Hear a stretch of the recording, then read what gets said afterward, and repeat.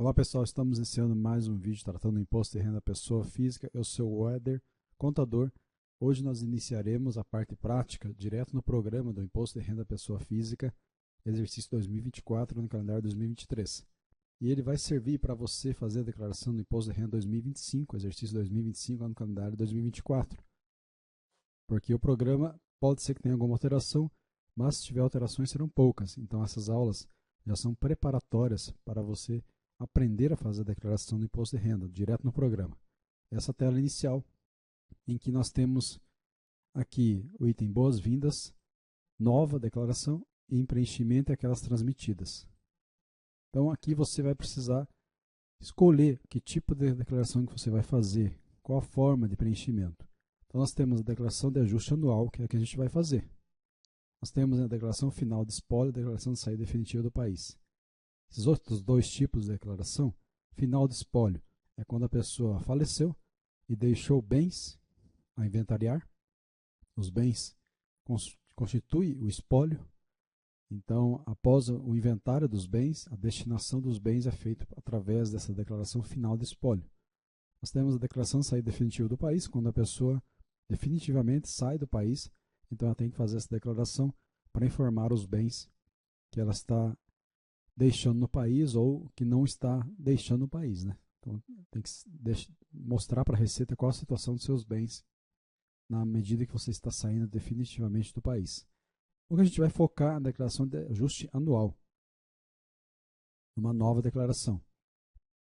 Para a gente fazer a declaração de ajuste anual, eu posso iniciar a declaração a partir da pré-preenchida, disponível com a conta Gov, nos níveis ouro ou prata, iniciar importando a declaração 2023, ou seja, do ano anterior, né? Ou iniciar a declaração em branco. Se eu optar pela declaração pré-preenchida, o que vai acontecer?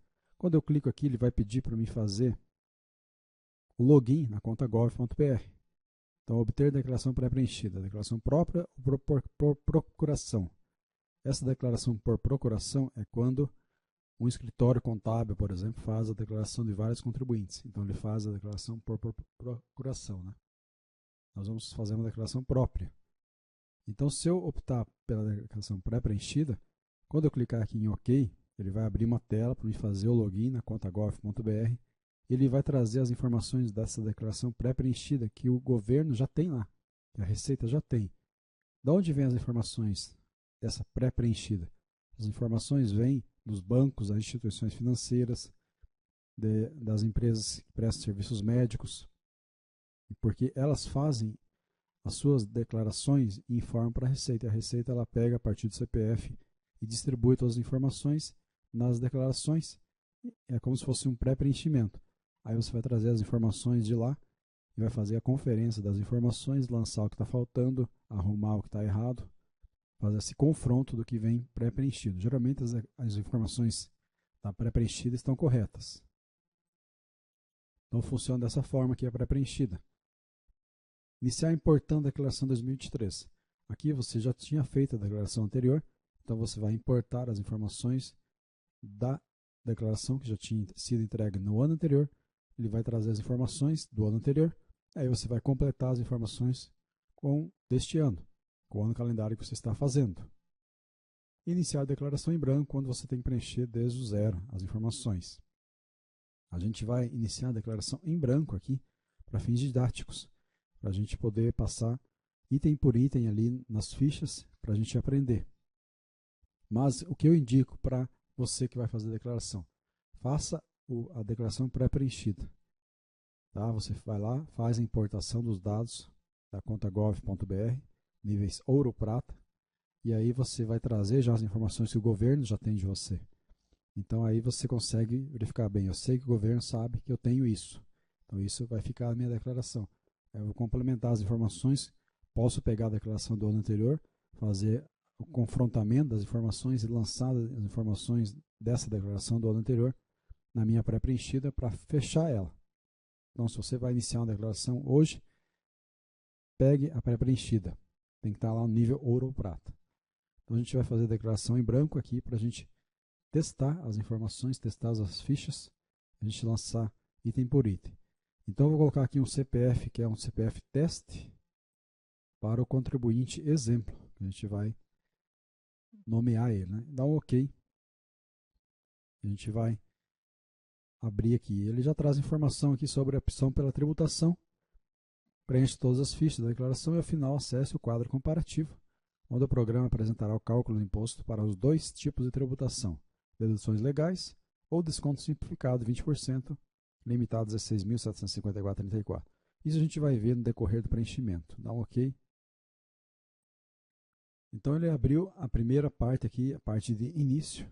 Ele traz aqui algumas fichas que seriam mais relevantes. Tá? Ele traz nessa primeira tela. Aqui na item direito nós temos as funções administrativas do programa: verificar pendência, imprimir, DARF, declaração, gravar cópia. Logo abaixo nós temos aqui imposto a pagar ou restituir. Dependendo da situação das informações, aqui vai estar imposto a restituir também. Se for a pagar, veja que nós temos até a tela aqui do parcelamento, no qual você pode escolher as cotas, número de cotas e as informações bancárias do seu banco, seja no caso de pagamento com débito automático ou também de restituição. Vai ter que colocar as informações bancárias. Então a gente vai fazer o preenchimento e isso aqui pode mudar, né? Então essa tela aqui pode ser imposto a restituir aqui, se você tiver imposto a restituir. Então nessa série de videoaulas sobre o imposto de renda, diretamente no programa, a gente vai bater ficha por ficha da declaração aqui do lado esquerdo, para a gente ir entendendo como funciona. Veja logo abaixo que nós temos a opção pela tributação, deduções legais, desconto simplificado. Você vai ver que quando a gente for colocando as informações, isso aqui vai sendo alterado. E aí você consegue ver o que é mais compensador, manter deduções legais ou desconto simplificado. Vamos então para a primeira ficha, identificação do contribuinte. Então na ficha identificação do contribuinte a gente vai começar identificando se a declaração de ajuste anual é original ou retificadora. Eu preciso marcar aqui. Declaração original é a primeira que está fazendo o ano. Então você vai colocar a declaração de ajuste anual original. Se você apresentou a declaração na última ano, então você tem que ir lá pegar o número do recibo da declaração entregue no exercício anterior. Aqui no caso seria 2023. Você vai colocar os números aqui daquela declaração anterior. Se for uma declaração retificadora, o que é a declaração retificadora? Eu já entreguei a declaração original e eu preciso reenviar a declaração, substituir a declaração anterior. Então eu venho e marco retificadora, aí eu vou colocar o quê? O recibo da declaração que eu entreguei, a declaração original. Vou colocar aqui, número do recibo da declaração anual original, porque essa retificadora vai substituir a declaração anual original. Vamos manter então aqui a declaração de ajuste anual original. Se eu tivesse o recibo, eu colocarei aqui os números do recibo da declaração entregue no exercício anterior. A gente vai para os dados do contribuinte. Então aqui nós temos nome do contribuinte. Colocaria o nome, data de nascimento, título eleitoral. Aqui o importante é lembrar que os itens que estão com esse triângulo em vermelho, ele impede a entrega da declaração. Você tem que preencher obrigatoriamente. Já esse item em amarelo aqui, ele não impede a entrega da declaração. Ele vai ficar como uma pendência que não impede a entrega. Se você tiver os dados, você coloca, se não, você deixa em branco. Nós temos aqui o item para marcar se um dos declarantes é pessoa com doença grave ou deficiência física ou mental. Então, se você marcar aqui, você vai ter o quê? Olha aqui, clicando aqui, você vai ter tratamento diferenciado no momento da restituição. Você vai receber antes a restituição, caso você seja uma pessoa com doença grave ou deficiência física ou mental. Houve alteração dos dados cadastrais. Então aqui você vai marcar sim ou não. O que acontece? Na última declaração você colocou o endereço lá, os dados cadastrais. Se houver alteração, mudou de endereço, precisa marcar que houve alteração. Caso não tenha havido alteração, marque como não. Mas se você marcar que não houve alteração e os dados que você lançar aqui forem diferentes da última declaração, na hora de entregar a declaração, ele vai impedir a entrega. Aí você vai ter que voltar aqui e colocar que houve alteração. Aí ele vai conseguir entregar. Possui cônjuge ou companheiro. Então aqui, se você possui cônjuge ou companheiro, marque que sim e coloque o CPF do cônjuge ou companheiro. Ao anotar o CPF aqui, não quer dizer que você está fazendo a declaração em conjunto.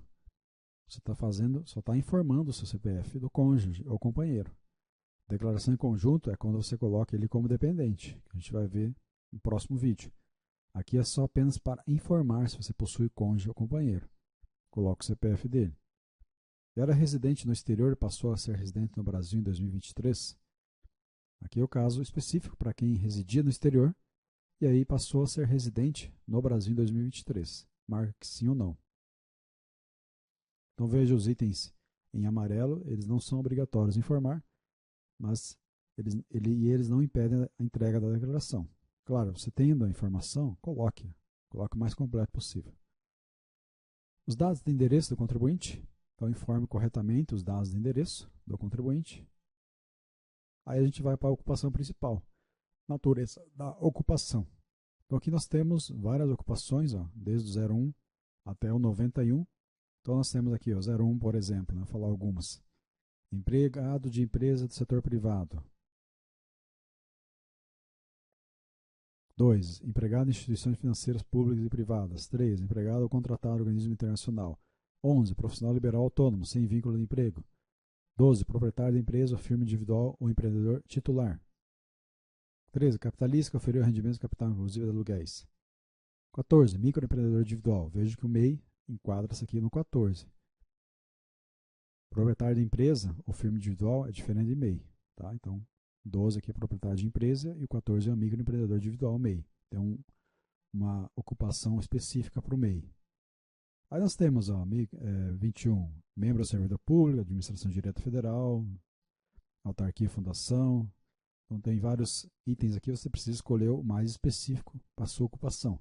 Militar, aposentado militar, beneficiário de pensão alimentícia, quem recebe pensão, bolsista. 81 é o espólio, é o conjunto de bens e direitos da pessoa que faleceu, que está fazendo a declaração. 91, natureza e ocupação não especificada anteriormente. Caso não tenha nenhuma dessas aqui se enquadra na sua situação, você coloca 91. E a ocupação principal. Então, ocupação principal, nós temos aqui vários grupos também. Então, você pode conferir aí, né, você tem que encontrar a sua situação. Profissionais do ensino, por exemplo, os professores, educação infantil. Ó. Nós temos aqui profissionais de nível técnico médico, na ciência física, biológica, transporte, outros técnicos de nível médio, trabalhadores de serviços diversos, vendedores, trabalhadores do setor primário, ó, por exemplo, aqui os vendedores, ó, né?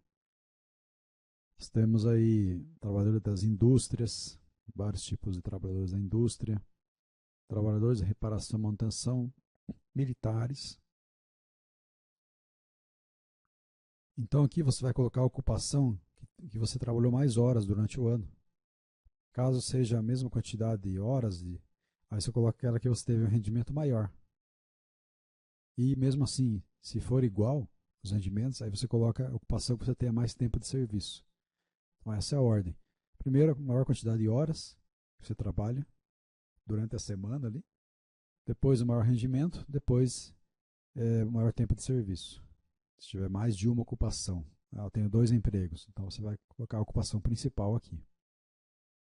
Então essa é a ficha identificação do contribuinte do nosso primeiro vídeo, a parte prática, direto no programa do Imposto de Renda da Pessoa Física. Agradeço a todos pela atenção, um abraço, até a próxima.